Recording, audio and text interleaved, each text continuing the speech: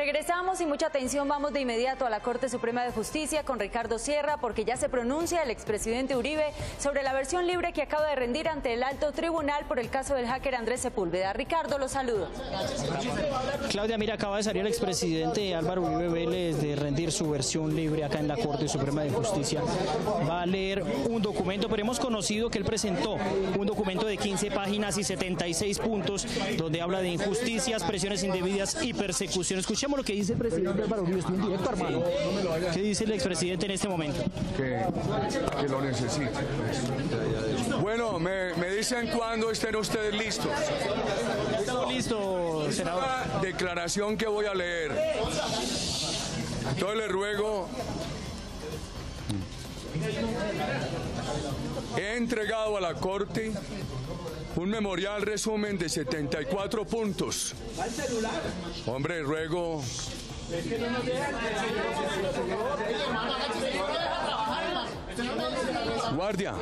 Guardia, mire a ver cómo que se quejan ellos de que no los dejan trabajar.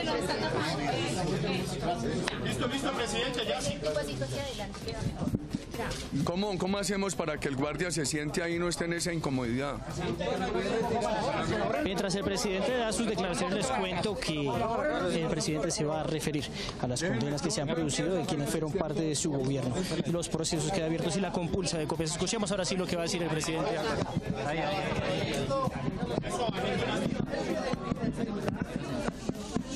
Me dicen si puedo empezar. Estamos en directo para Canal 1. He entregado a la Corte un memorial resumen de 74 puntos sobre las injusticias cometidas contra funcionarios que me acompañaron en el gobierno. Este memorial lo publicaré en horas del mediodía. Personas probas, sin dobleces en la lucha contra el terrorismo. Personas que no se robaron un peso, defendieron la seguridad nacional. Están en la cárcel unos, otros en riesgo y algunos en el exilio por la penetración política en la justicia.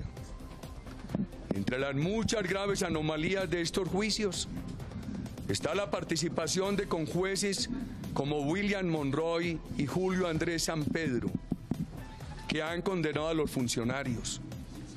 William Monroy ofició de abogado contra mi familia en representación de un periodista que nos difama y que aparece como perseguido por mi gobierno. Julio Andrés Sampedro es contratista del gobierno actual, del cual yo soy opositor. Gobierno cuyo titular, el presidente, quien fuera ministro de Defensa de mi administración, me ha acusado de paramilitar, de solicitar promoción de un general cuestionado y de haber extraditado a los cabecillas paramilitares para que guardaran silencio. No obstante que el país requirente aceptó nuestra exigencia de pleno acceso al Estado colombiano, acceso plenamente utilizado por la justicia y por mis detractores. El día del asesinato de 11 soldados, pocos minutos después de mi sentida intervención en el Senado, la Corte, en comunicado de prensa, anunciaba la condena de los exministros y del exsecretario general. El comunicado también me acusó de determinador del delito, no obstante que esta acusación no aparece en la sentencia. El memorial de 74 puntos es base de nuestras demandas internacionales. Sobre el hacker, nada tengo que agregar, repetí lo dicho. Óscar Iván Zuluaga no buscaba a un delincuente, sino a un asesor de comunicaciones, con supuesta buena reputación por haber trabajado con el presidente de la República y JJ Rendón. El ingrediente político del hacker, con amenazantes repercusiones judiciales, se utilizó para penetrar la campaña de Óscar Iván Zuluaga, para frenar su triunfo, sin importar que se mancillara la honra bien ganada de su familia y de su persona. Supe del hacker cuando estalló el escándalo utilizado para ocultar la noticia del dinero del narcotráfico a asesores políticos del gobierno y de una posible llegada de parte de ese dinero para cubrir en 2011 el déficit de la campaña presidencial de 2010. Mis opiniones y denuncias son públicas. Mi comunicación es con la comunidad y no tengo, ni he buscado relación con las Fuerzas Armadas desde el 7 de agosto de 2010, salvo por la seguridad que me prestan. Uno de los indicios para condenar a Bernardo Moreno es la aparición de las iniciales BM en un documento del DAS, iniciales que corresponden al funcionario Bernardo Murillo. María del Pilar Hurtado ha expresado que en la reclusión ilegal del edificio de la Fiscalía la presionan para que declare en mi contra. Le repiten que yo voy a asesinarla.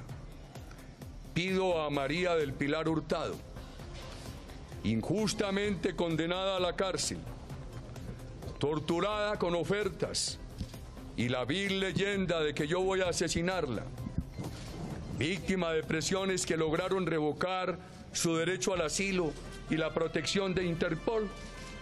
Pido a María del Pilar Hurtado que negocie con la Corte, pero que den libertad a ella y a Bernardo Moreno, que negocie sin involucrar a los compañeros del gobierno ni a terceros inocentes, que negocie su libertad y la de Bernardo Moreno, diciendo... Muy bien, estaban escuchando ustedes entonces en primicia las primeras declaraciones del expresidente Álvaro Uribe al salir de la Corte Suprema de Justicia, donde entregó el documento de 5 páginas y 74 puntos y ha anunciado que hará oficial este documento hacia el mediodía. Continuamos entonces con otras noticias. La Procuraduría nuevamente advirtió que el Fondo de Adaptación del Gobierno Nacional es el más atrasado en ejecución, especialmente en la entrega de recursos para la construcción de viviendas.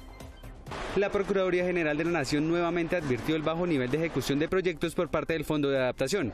Esta vez lo hizo ante el Senado de la República. El organismo de control aseguró que con base a un informe entregado por el mismo Fondo de Adaptación, la construcción de viviendas es la más atrasada. Se tiene presupuestado construir un total de 58.087 viviendas, de las cuales se han entregado 6.787 y 7.053 están en etapa de construcción. Es decir, el 76% de los proyectos está todavía pendiente por iniciarse. Pero este no es el único aspecto en el que se presentan demoras.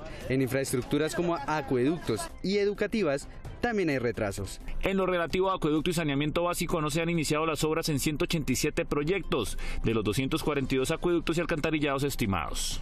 Esta no es la primera vez que la Procuraduría denuncia esto. El pasado 20 de abril denunció la baja ejecución del Fondo de Adaptación en el municipio de Gramalote, norte de Santander. Los profesores de nuestro país no son los únicos que por estos días protestan y permanecen en paro. En Italia, educadores y estudiantes también salieron a las calles de Roma a manifestarse contra una reforma educativa del gobierno de ese país. Centenares de profesores y estudiantes italianos salieron a las calles de Roma a protestar contra la reforma educativa para las escuelas estatales. Estamos aquí para protestar por una ley que modificará las reglas de las escuelas, de la misma manera que nuestra Constitución ha sido modificada. Según un informe de la Organización para la Cooperación y Desarrollo Económico, solo el 56% de los italianos entre 25 y 64 años tienen un título de secundaria. El proyecto de ley que fue propuesto por el ministro Matteo Renzi tiene como objetivo capacitar a los directores y aumentar el sueldo por el mérito y no por la antigüedad.